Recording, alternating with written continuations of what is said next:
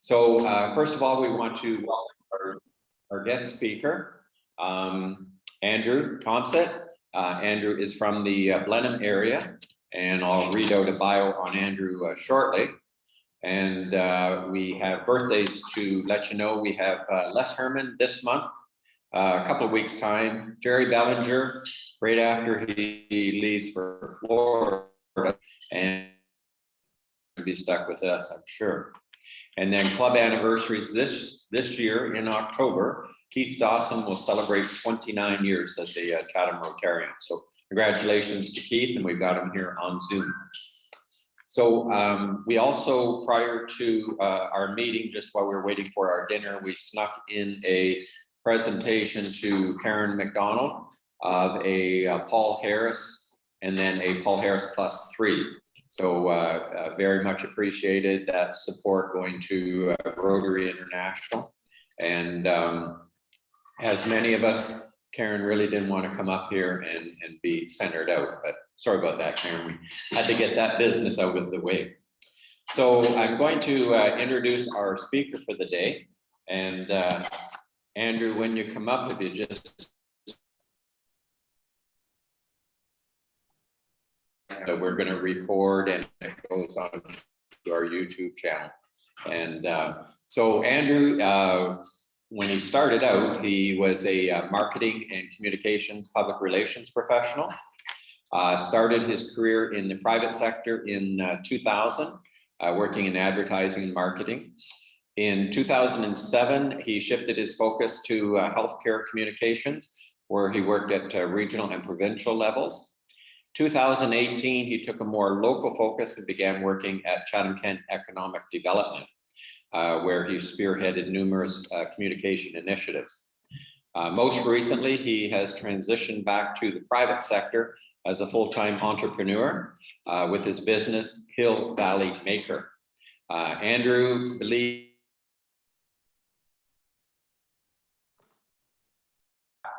man, sounds like we should make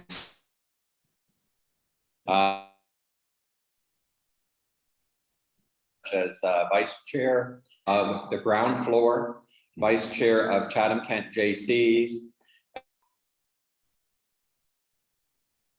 In addition, Andrew has volunteered for numerous groups in the community, including most recently Opportunity Villages, a nonprofit organization looking to create affordable homes from people in Chatham-Kent. Andrew believes through innovation, the drive to discover new things, and exceptional hard work, anything is possible. He's a proud dad of two amazing girls and honored to be the husband of his outstanding wife, Patty. So we're going to welcome Andrew, and it's just a test case. Everything's pretty easy here. So come on forward, Andrew.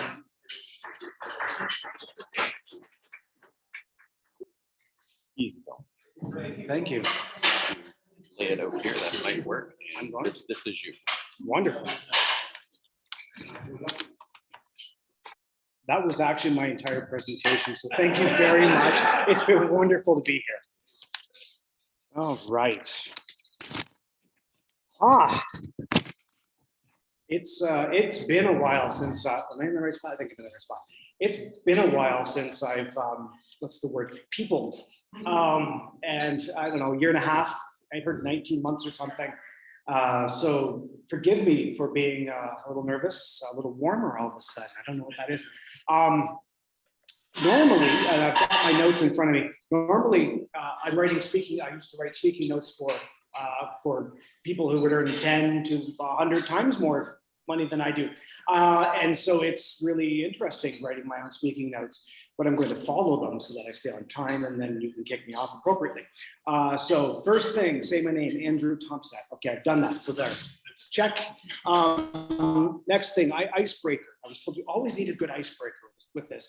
And what I'm going to talk about is when I was in grade 9, and I apologize if this is boring, but I will do my best. When I was in grade 9, somehow I was on the student council. I don't know how I wound up there. I think it came down to nobody else wanted to be there from my grade. And so I wound up, it was in like from a little town called Norwood, just up past Peterborough.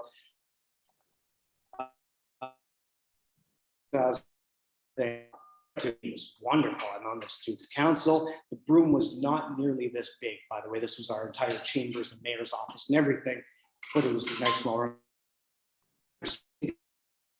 All the accolades of all these people around the table, and I'm the new person because grade 9. So they came around to me, and I thought, okay, this is my chance. I looked down and said, "Hi, my name is Drew Tompsett. I'm an alcoholic." And I was grade 9. I wasn't. I just want to confirm that, just not yet. But anyway, that was my icebreaker. That was how I do it. So I thought I'd reuse that one. It seemed to work. So where did we go from there? Entrepreneurship. It has. I was asked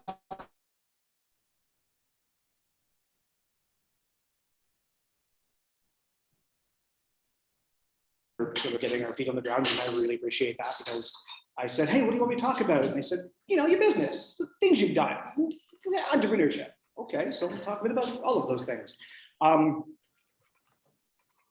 It's always been a dream of mine, and I've always really wanted to be an entrepreneur. Even young, I was reading, 8 years old and reading books about how to start your own business, all of those things. So what's the first thing I do when I get out of school? I went work for somebody else. That's exactly the best way to be an entrepreneur. It's a terrible way to be an entrepreneur. But what I did have, luckily, as I was growing up, was a grandfather who was an entrepreneur. And he's bringing us out to fairs. He's bringing us to upload these wonderful activities. And I was taught the skills on how to just talk to people, because, when I was this high, people online,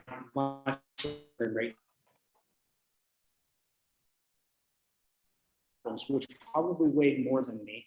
But as I grew up, part of my job was to go and deliver those things and really help out, spin the apple peeler. And this is the point when I say, by the way, I meant to have a PowerPoint, but decided it would be too much work. But I'm going to tell you about all the wonderful slides that you would have seen. So imagine, envision. And this is when I would pull out that wonderful old apple peeler we have. And I have a slide for it right here. Anyhow. So moving on, where did I really start? Where did I really go on? What really happened was at age 15, I was given an opportunity. It was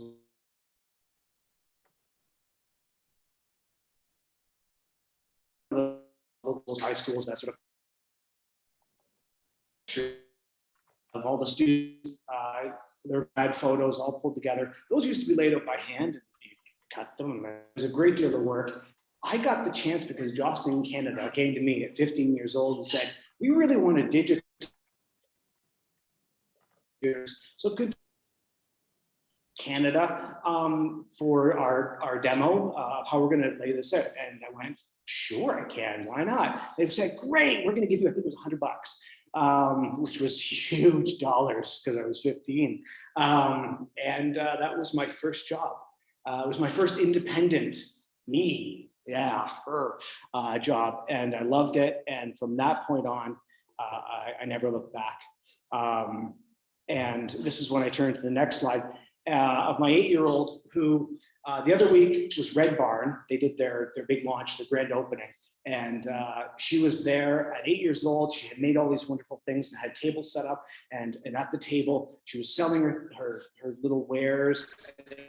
Beautiful. And so that passion that I have for entrepreneurship and instilling it with her, and just seeing her be so excited, especially when people would give her tips. Nobody gave me tips at this event. She got tips. It was wonderful. I guess it's being adorable if that helps. Anyway, kids. What's that? You know what? She took my debit card. Okay, so I had to use it, and yeah, she was good. She was very clever. Yeah, so she did. So yeah, it was good. Guess who paid the fees?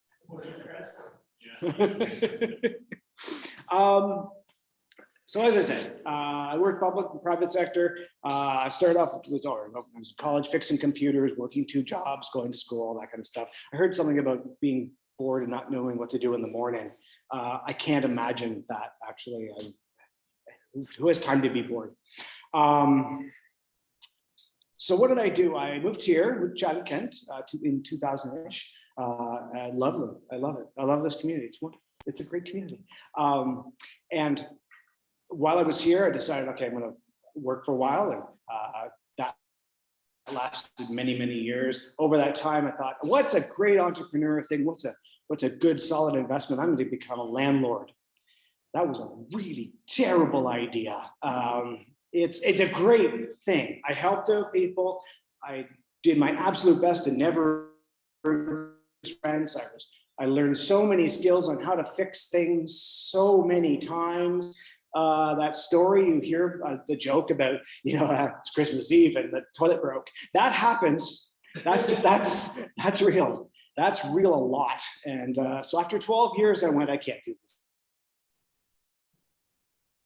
Building entryways and doing all these wonderful upgrades to have them not last as long as somebody who cares about a property.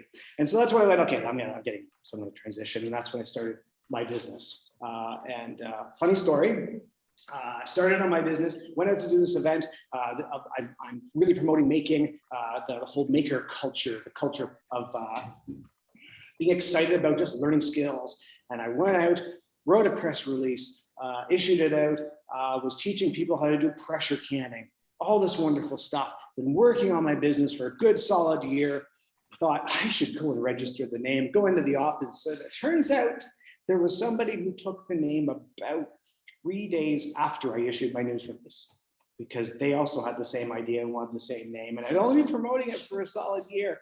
So anybody watching this in the future, register your name before you write a news release. That's a good mistake. Learn from my mistakes. That's a good one. That was a really bad one. But anyhow, so I switched it. So I went out to the parking lot. I sat in the parking lot over where the small business center used to be, and sat there going, okay, I need to register something. This is going to happen. Desperation. Where do I live? Well, I'm near Blenheim. What's unique about Blenheim? Well, I'm on my way to Rio, and there's a hill, there's a ridge. Perfect. Well, I don't live on the ridge. I live down in the valley. So we'll call it Hill and Valley. Hill Valley. Yeah, that's great. I'm a maker. Hill Valley Maker. There's the name of my business, which also, by the way, Hill Valley is from Back to the Future, and I'm a huge nerd. And so, there's Allison shaking her head, So that's how the name came. And then I was in desperate mode and went and registered the name. So I've been working on my business for 5 years. And 5 years from this point, there was this thing that happened last year, right around March 12th-ish, 14th, that kind of stopped absolutely everything. And when I say that, I mean, I had orders, I had plans, I had people queued up, and it was emails and phone calls at the same time. That was the moment. Is this a good idea? Should I continue being an entrepreneur? Should I move forward? I mean, I've got a steady job. I've got the pension. I've got all that sort of thing I'm working on. I mean, I'm not there yet, but it's easy. It's nice and straightforward. And so I did what any normal person would be. I doubled down and reinvested in the business, and spent more time on it. And went, okay, I'm going to make a plan. And somewhere around June of this year, after getting things back up and going, by the way, when we reopened in phase 2 last year, things shifted. It was like a light switch went on. It was awesome. I went from having, as I said, orders canceled to just so many people reaching out and looking for me to create things and build things and make things. And I haven't told you very much about the business at all. But so what I did this year was I said, okay, I would like to, in June of this year, I said, I'm going to plan out, you've got a year economic development, because that's where I worked. I'm going to give you a year. I'm going to transition, and June of 2022, I'm going to go full force and launch this. And so I did what any sane, normal person did. I left last week, and this is my first week as a full-time, because you plan, for 6 to 8 months out, and then you go, oh, I can't wait, and you just do it. Because who wants to be lazy and just sit around and can't take it? And it is, as I said, you got everything queued up, the benefits, the nice steady paycheck, all those wonderful things.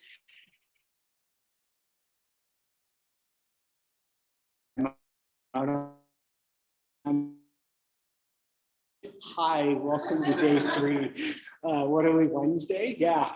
I was asked about this about 2 or 3 months ago, and the plan was to do this on Zoom and to do this in a nice, safe environment where I could be home and cozy and, let's say, wearing pants. Instead we're here. It's fine. Oh, okay, this is the part where I have lots of slides to show you all of the things I've been making. So I don't have those, and everybody online can't see the PowerPoint anyway, which I don't have, by the way. So if you're watching, I don't have them. What have I been making? If you're really curious and want to see some of the things that are in the community right now that I've been making, stop over on Charing Cross Road, Trailer Parkers. You can't miss it. Hopefully you can't miss it, because I made the big sign that's out in front of the place. You can't go inside, but I have made tables, I'm working on their bar right now. It's so cool. I have a CNC machine set up in my shop, so I'm doing custom engravings. And what I've done is I've really created 3 pockets. One is that artistic, create things, custom, it's what I do. I think I'm wearing the other shirt. The other shirt says custom, it's what I do.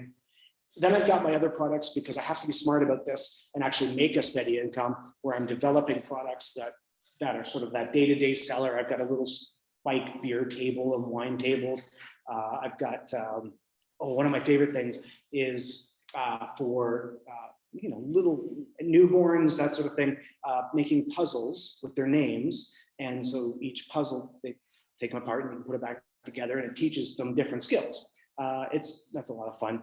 And then there's that third line of things that I'm doing, which is the marketing, communications, social media, website development, all of those boring things I've done for 25 years, except they pay the bills. And so I'm doing a little bit of that.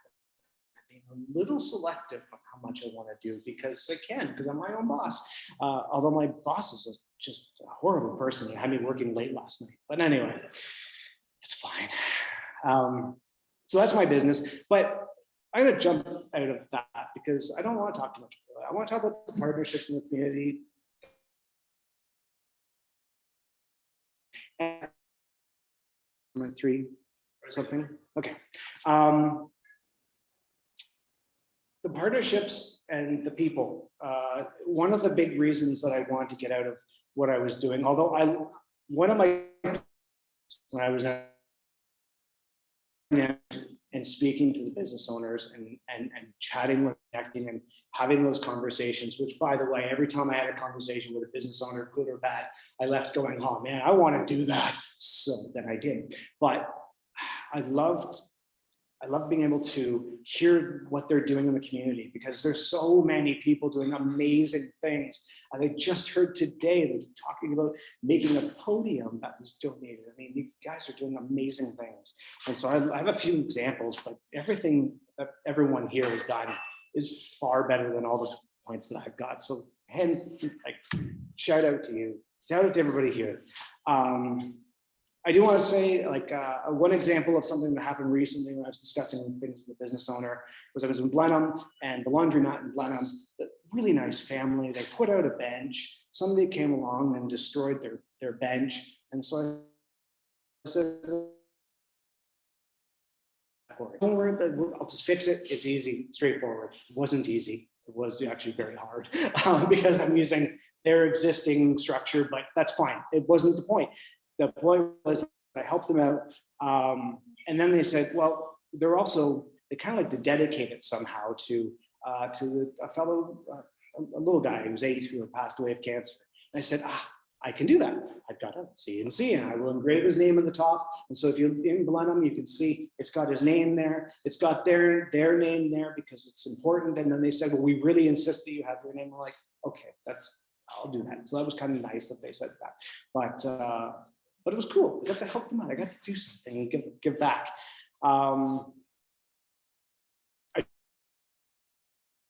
cage so that they can have their as part of that. A Red Barn, going back to the Red Barn event, I was able to bring out my little massive tractor because, I mean, it's Chatham, Kent. I think most people around here should own a tractor of some sort. It just seems to be that rural heritage that's needed here, even if it's a small tractor. I saw that. So, so I have a little Massey Ferguson tractor. And I arranged with Denny and I arranged with JP, who was organizing it, and said, it's just going to be there. It's just available. And the whole point was that families could come up and they could use it as a photo op, and parents could talk to the kids about this tractor, and the joy that it brought to each person was so cool. It was just that was the highlight of the day. Aside from my 8-year-old doing wonderful things, that was the second highlight of the day. Okay, if she asked you, she was the highlight. She won't ask you, but just in case. Anyway, the next thing, the last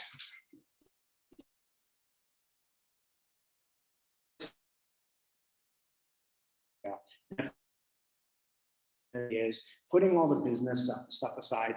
It's really, I was introduced to it as the idea that you can go out and do things and create things. It's the idea of creating, and it doesn't have a boundary on what that means to create. So if you are sewing something, if you are, the maker community was huge back when masks needed to be created, when they needed different PPE, face shields. I put a call out to the maker community around here to 3 face shields, and get 2 or 3, and I think I had 47 responses, and it was amazing. And they started producing them for the hospital. I didn't realize that there were that many people with 3D printers just sitting around in their homes doing stuff like that. And so it's great that there's this whole community out there of people who just want to get back, be creative. And I don't know if you've ever been to Detroit for their maker fair, but it is so cool. And hopefully it comes back, if not this year, next year. Creating, and I'd love to bring that to this area. Like, to give you an example, somebody decided that they would take a giant disc, it had to be 10 feet, like a playing card in the bike spokes. It played a song all the way around as it spun, and it was just like, you made this, you figured out how each card had to be a certain length in each piece, and it has no purpose other than, I just love that. I think that's awesome. Anyway, that's the maker community. I just want to tell you a bit about that. The last thing I want to do is, since you put up with me this long, is give a little bit back on what I can offer here. And I apologize. These may not be cool, but I think they're neat. The first one are 2 podcasts that I love. The first one is called 99% Invisible. And if you're ever curious about why, I don't know, curbs exist and they're cut the certain way that they are, or, how, Chicago was one of my favorite stories on there. How they talked about, they really wanted a subway and they really wanted to have like proper sanitation. And so what they did in Chicago was they just raised Chicago up. The whole city, they had to lift it up, and the engineering feat that was behind that. And that's what this podcast gets into, is the fact that these are things that are behind the scenes we may not know. And it does totally tie back to my maker roots. But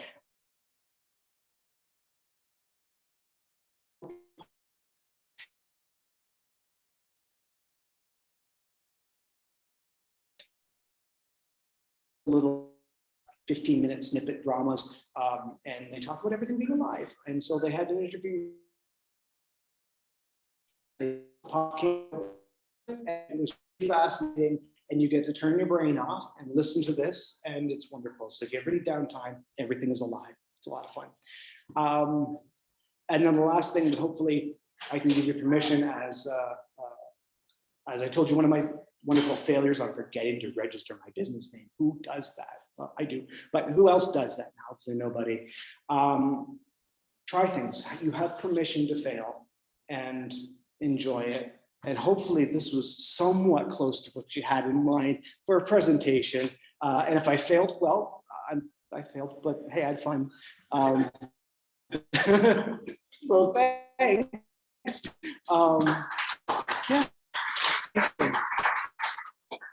Thank you, Andrew. Definitely no failures here, so don't worry about that at all. And it worked out perfect, not having to worry about hooking up and trying to do things on a screen, Zoom. So,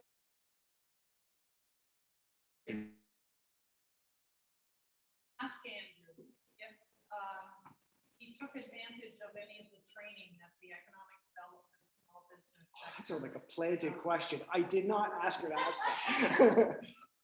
Did I take advantage of any of the training? Well, definitely over the past several years, yes.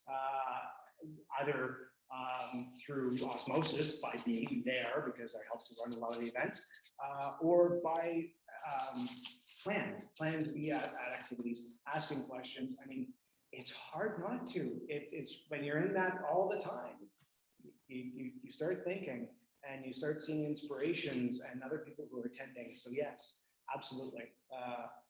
Even if I didn't want to, sometimes I'm sitting there going, I have things, I'm on deadline. That's a really interesting topic. I better go and attend anyway. So yes. I got a question. oh, go ahead, Colin. Assume your weekend libation is Maker's Mark bourbon. Makers. Yeah. So Could be. you talked about the trailer park on Charing Cross Road. Is that the one near the 401? Said 401. Trailer, no, not the trailer park. It's a restaurant. Sorry, my mistake. I glossed over really quickly. Oh, wow. On Charing Cross, there's a place called Trailer Parkers, and they're a barbecue place. And so, tell us what you did to it. I drive by there for you. okay. So if you're looking at the very front of the building, they have a great big sign over top. It's a little, it's like 2 inches under 14 feet because that's the longest I could safely move it. So that sign, that's up there. I did the whole thing. Luckily, he had a crew to help install the thing, but so that's up there. All of their picnic tables, other than anything that would be, all of their wooden picnic tables that are out there right now, I rebuilt or built for them. And I say rebuilt because there was some existing stuff that was there that was in really rough condition. In fact, 2 of the tables were so bad, I said, like, you're liable if you put this out. It's really bad.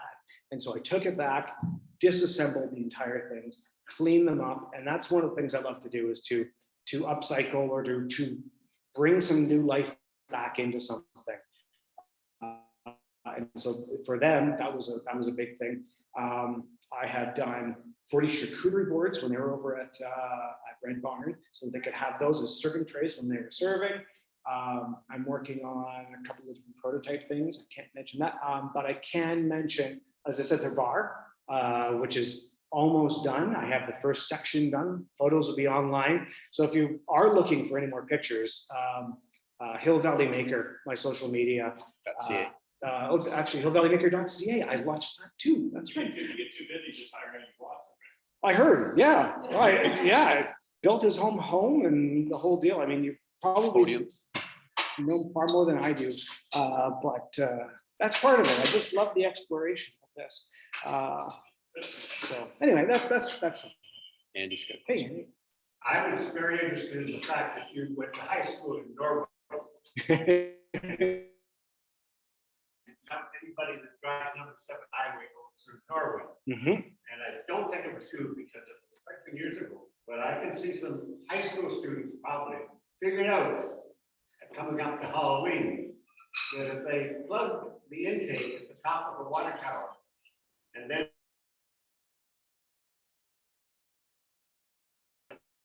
water tower collapse, and it did. It was a big collapse at the side of the water tower in Norway that you go by, and it was there for years before they fixed it. But Yeah. I figured that out. They were, But it was before your it was time. before my time, but I know of what you're talking about because there was a great big dent in the side. Yeah. That's why on Halloween, I come up with. We, Somebody that opened a hydrant intake for air. we blame the Havelock kids. They're the town just down the road. So they came over. It was that. So but, anyhow, thank you. Thank you once again, Andrew. Really appreciate you taking the time. And now I'm just going to finish, Peter, we'll finish our recording and we'll let that go. We have a couple of other things